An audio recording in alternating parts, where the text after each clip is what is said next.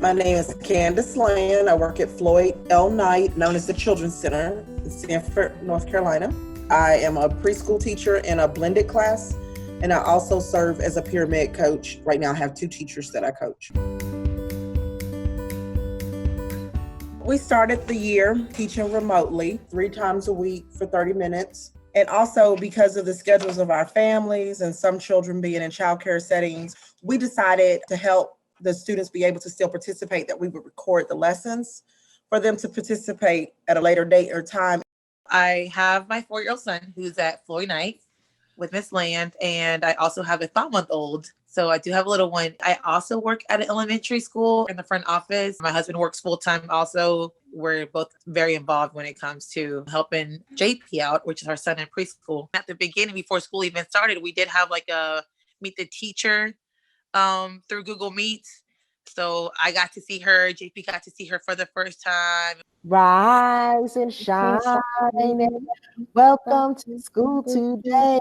Rise and shine. Welcome to school today. Rise and shine. And welcome to school today. We're so glad you're here.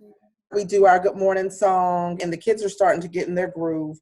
I share my screen, and so the morning message is written out, and then I do a question of the day, and we do some movement, and then I do like one special activity, then I do a closing activity, and wish them well. The children were starting to spend so much time with masks. One of the things with doing the remote sessions is that I had opportunities not to wear my mask, and so I relied a lot on using, big facial expressions and eyebrows and just, because kids are not seeing as many faces, that I think it was important to go big and to make those expressions. Like, you have to think of a person with low vision. When somebody has low vision, use a big black bold Sharpie so they can see. So you're going through the screen. So to me, it was like, let me just do all these big voices and these big facial expressions. And I tried to use books that talked about emotions so that I could show them emotions on my face. And it was a strategy that I used that helped me a lot with my literacy, and I could still get my rhyme in, predicting text, but I'm using these animated characters, and I, still able to meet their goals that they needed academically as well as entertain them. Wednesday, we did a good thing. We went on a mouse hunt looking for mouse. So I hid the things from the story throughout the classroom. So they also got to see the classroom. And my instructional assistant followed on her cell phone. And I ended up outside on the playground. Then we looped back around like the story and ran back through the classroom or whatever. And that was really fun. I work full time. My husband works full time, and my son and my daughter were actually staying with my sister-in-law, and she has 3 of her own that she was also teaching from home. And then she was taking care of my son and my little 5-month-old now. So she had her hands full. So, it was the fact that she could even get connected was a lot. So when he did virtual, he had my sister-in-law with him, but what she was really doing is just connecting him for me so he can at least see the live sessions. One thing that we did agree on is that he had to be sitting in a chair and at a table with this Chromebook right in front of him, not laying down. And then when we got home, we would do it again at night. So I would have him watch it again. Then we would do the actual hands-on part for the day. With Google Meets, if the person speaks, the camera goes on that person. The camera will kind of switch from one person to the other. I couldn't see him the entire time, like 24/7. But I could see little parts here and there of him interacting or saying something, or, when she would ask a question, I could see him answering, because as soon as he would speak, the camera would jump on him. So it was really good. He got to jump and dance. Anytime Ms. Land would have them, play a song and stand up, turn around, and all the little dance moves. That was probably his favorite for sure. These early weeks have been focusing on establishing that relationship with the children and with the families. And the activities that are building relationships, they're the most important. It's not all of these high-tech computer links after link after link, but the relationship. And that's what I encourage myself, and I try to encourage them to do, is to just work on building those relationships. When Miss Lane was on the computer and you clicked the button and you got on, what was your favorite part? What did you like? Miss Land. You like Miss Lane? But what about it? What else did you like? Miss Taylor. Miss Taylor. And Miss Williams. And Miss Williams. Okay. One of the silver linings of the remote teaching phase that we were in is that I got to spend a lot of time working with the families. I had the opportunity to do some parent coaching for our students that had IEPs. It was a time where I could talk to the parent about the skills that the child was struggling with at home and give them strategies on how to work on those skills throughout their regular day, finding ways to embed that instruction through their daily routine and just showing them that you can work on those IEP goals while you're folding laundry or while you're fixing breakfast. Those sessions, they were special to me because working with parents is one of the things that we don't always get to do as preschool teachers in the classroom. So the remote teaching gave us the opportunity to connect. Obviously, she's just really good. She made the kids laugh, and she really gets to their little level, and she understands them. She's so good. She's amazing.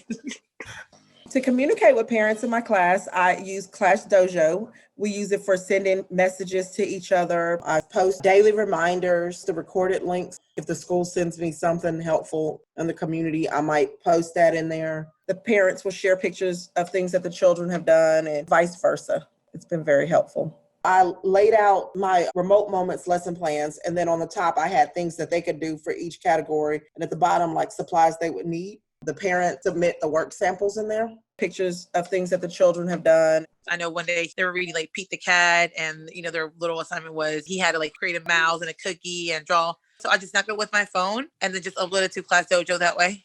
Paula would send in his work samples. He would stand there holding proudly his mouse that he had done it. Just the communication back and forth with his mom was amazing, because if she couldn't make a session, she would let me know or ask me what could he do at home. I never would have thought like I'm gonna have my 4-year-old in front of a computer doing school. But kids are more resilient than adults, for sure. It's surprising what a 4-year-old can really learn, on a computer. Do I think it's probably like the best way? No, but can they do it? Absolutely. So I know some parents teach during the day, but us, it was hard because I'm tired from work. My husband's tired from work. Besides coming home, and doing our regular everyday like dinner and getting the, kids ready, you have to work and then come home and teach. It's hard, but it's definitely doable. It's something at the end of the day, like I just want him to learn. I want the best for him. So it's something that we just have to, just work with, make it work. The remote learning, while knowing that it wasn't the best possible way for my students to learn, it gave us the best way to stay connected. It challenged me to think outside of the box. It helped me to be able to use more of my theatrical side.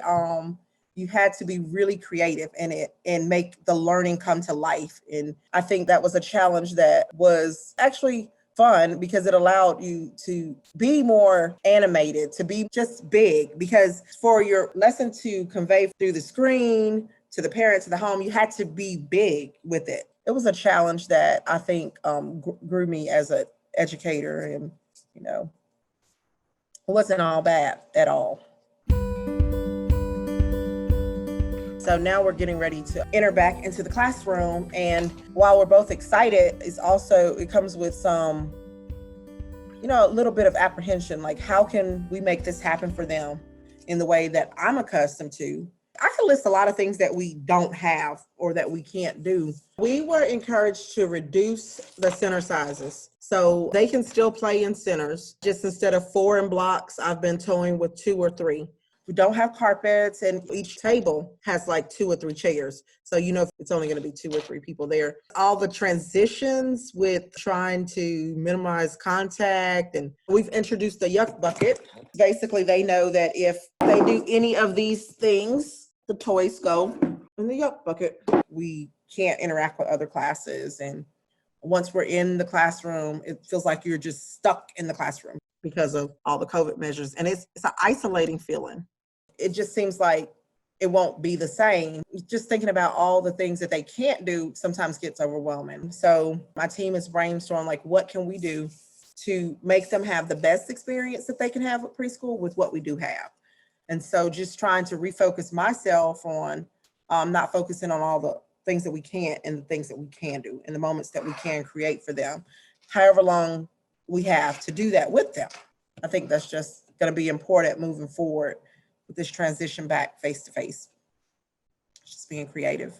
We could go back to in person or we could stay virtually. It was a kind of hard decision. My husband and I had to talk about it. we actually had a COVID case in our family. My dad, he caught COVID and, he was quarantined from the family for almost a month. Like he actually got pretty sick.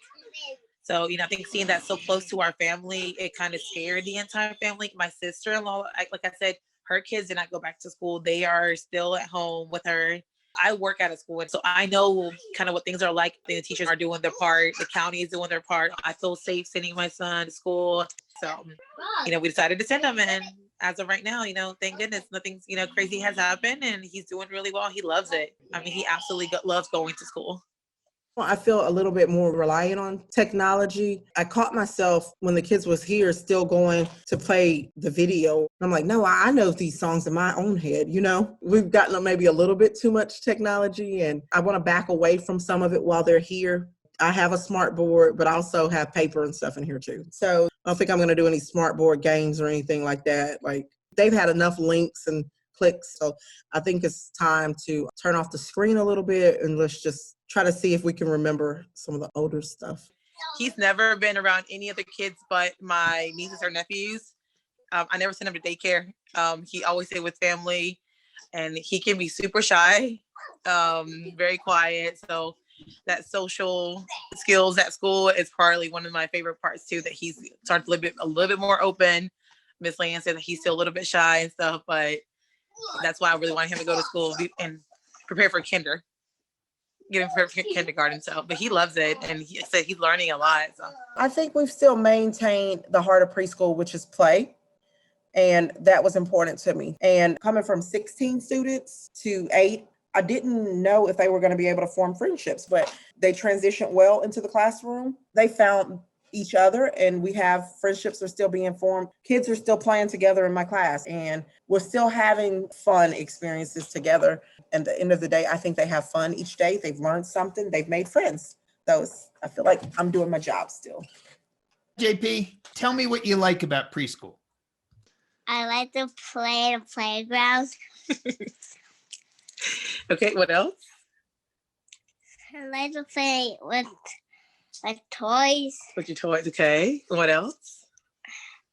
I like to play with my friends.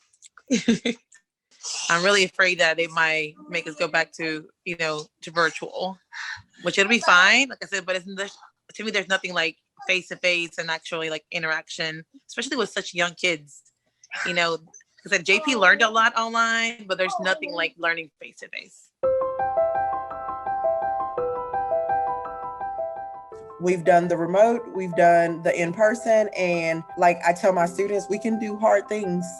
I would say that my students, my families, and my teaching team, I think we've all risen to the occasion. And my preschoolers, they're excited about being here every day. It's what keeps me going. Going through this pandemic and what teachers have to do and, are going through, like my respect for teachers is sky high. I respect them 100%. I've always had, like I said, now is even more. What they do is amazing. Absolutely amazing.